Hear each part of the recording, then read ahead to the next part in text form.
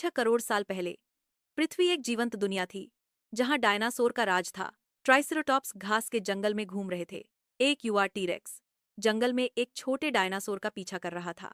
Velociraptor नदी के किनारे शिकार की तलाश में थे। एनकिलोसॉरस धीमे धीमे पूंछ हिलाते चल रहे थे। दूर में एक ज्वालामुखी गरज रहा था, जो इस दुनिया में एक सामान्य आवाज थी। जीवन फल फूल रहा था, लेकिन नजदीक आ रही विनाशकारी घटना से अनजान था। एक 10 मील चौड़ा पत्थर तेज रफ्तार से पृथ्वी की ओर बढ़ रहा था। एस्टेरॉइड पृथ्वी के वायुमंडल में प्रवेश कर गया और आकाश में आग की एक लकीर बन गया। कुछ ही मिनटों में यह मेक्सिको के आसपास पृथ्वी पर टकराया। टक्कर के कारण हिरोशिमा बम से 1 अरब गुना ज्यादा ऊर्जा उत्पन्न हुई।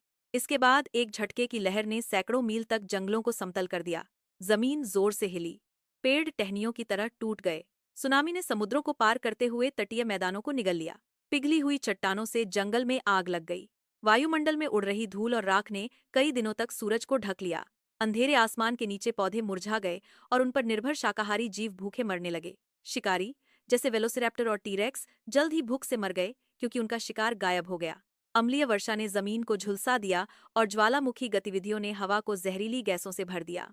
कुछ छोटे डायनासोर जमीन के नीचे या दरारों में छुपकर बच गए, लेकिन विशालकाय ट्राइसेराटॉप्स, सौरोपोड्स और शक्तिशाली टीरेक्स के लिए दुनिया रहने लायक नहीं रही। कुछ महीनों में उनमें से ज्यादातर खत्म हो गए। फिर भी राख में जीवन बरकरार रहा। लाखों वर्षों बाद एक ऐसी प्रजाति विकसित हुई जो एक दिन उस भयावह दिन की कहानी को खोज लेगी।